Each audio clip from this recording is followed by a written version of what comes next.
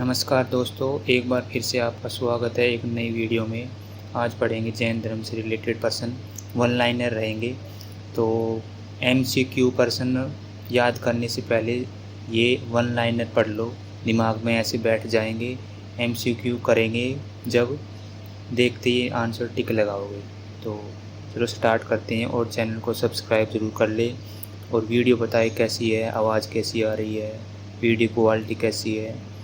तो चलो शुरू करते हैं। जैन धर्म के अंतिम तीर्थंकर कौन थे?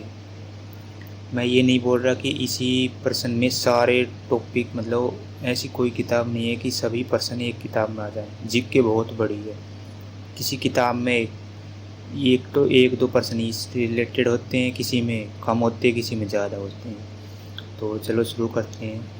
जैन धर्म के अंतिम तीर्थंकर कौन थे?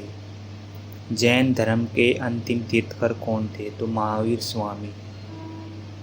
जैन धर्म के अंतिम तीर्थंकर कौन थे? महावीर स्वामी। अगला प्रश्न है, महावीर स्वामी का जन्म कहाँ हुआ था? महावीर स्वामी का जन्म कहाँ हुआ था? तो ये 540 ईस्वी पूर्व कुंडग्राम में, वैशाली में। महावीर स्वामी का जन्म कहाँ और कब हुआ था? 540 ईस्वी में, कुंडग्राम, वैशाली में। नेक्स्ट प्रश्न है, महावीर की पुत्री का क्या नाम था? महावीर की एक ही पुत्री थी, तो उसका क्या नाम था? अर्नोरजा प्रियदर्शिनी। प्रियदर्शिनी याद रखो। महावीर की पुत्री का नाम क्या था? प्रियदर्शिनी। अगला प्रश्न है, महावीर को ज्ञान की प्राप्ति कहाँ हुई? महावीर को ज्ञान की प्राप्ति कहाँ हुई? महावीर को ज्ञान की प्राप्ति कहाँ हुई?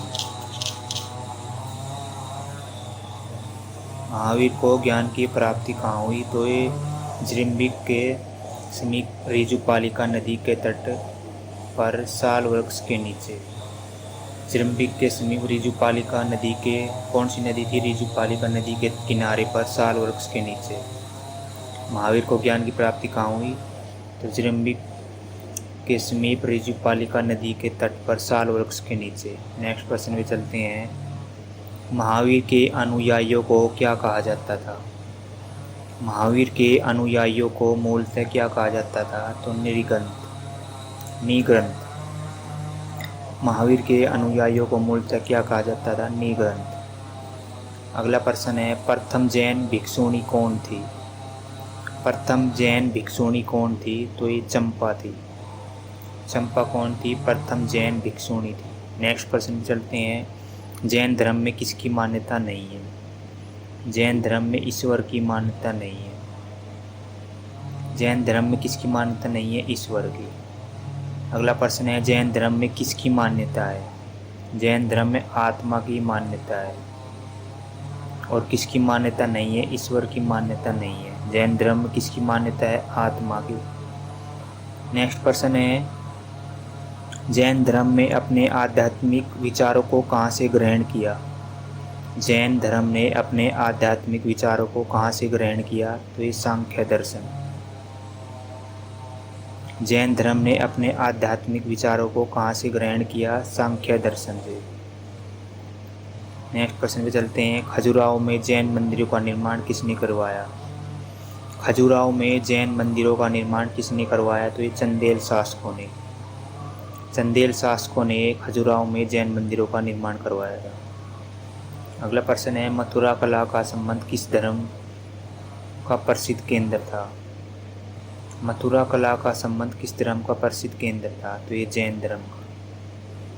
नेक्स्ट प्रश्न है, मौर्योत्तर युग में जैन धर्म का प्रसिद्ध केंद्र था मथुरा। मौर्योत्तर युग में जैन धर्म का प्रसिद्ध केंद्र था मथुरा। नेक्स्ट प्रश्न में चलते हैं। जैन तीर्थंकरों की जीवनी किसमें है? जैन तीर्थंकरों की जीवनी किसमें है? तो ये कल्पसूत्र में है। जैन तीर्थंकरों की जीवनी किसमें है? तो ये कल्पसूत्र में है। अगला प्रश्न है, जैन धर्म के संस्थापक कौन थे? तो ये ऋषभदेव थे। जैन धर्म के संस्थापक कौन थे? ऋषभदेव। और जैन तीर्थंकरों की जीवनी किसमें है? कल्पसूत्र में। नेक्स्ट प्रश्न पे चलते हैं। जैन धर्म के 23वें तीर्थकर कौन थे? तो ये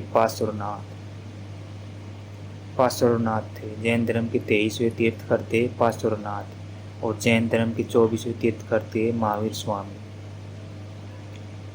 स्वामी जैन धर्म के 24वें तीर्थकर थे।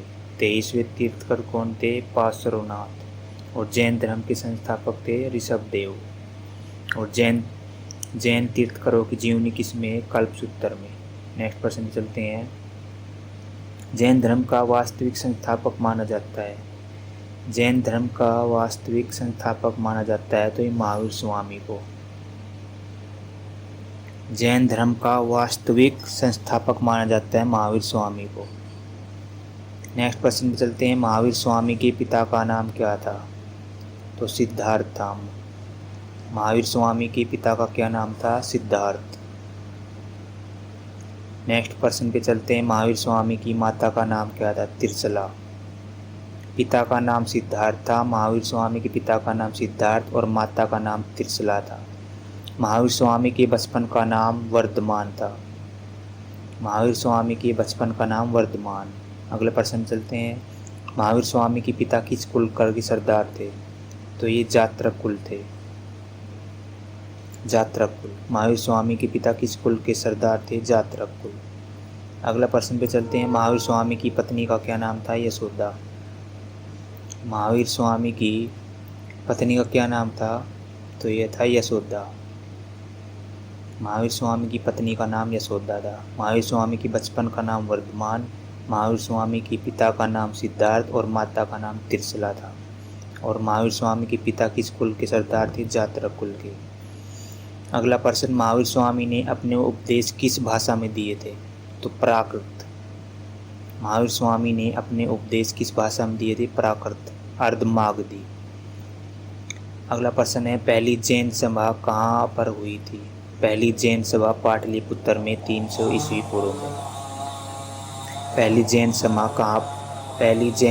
कहाँ पर हुई? पाटलिपुत्र में 300 ईस्वी पूर्व में। दूसरी जैन सभा कहाँ पर हुई? वल्लभी, गुजरात 513 ईस्वी लगभग या 526 ईस्वी में।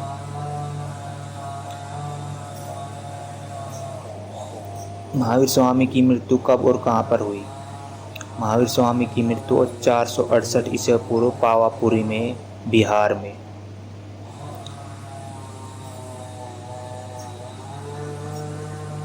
महावीर स्वामी की मृत्यु कब और कहाँ हुई? 468 ईस्वी पूर्व पावापुरी में, बिहार में हुई थी।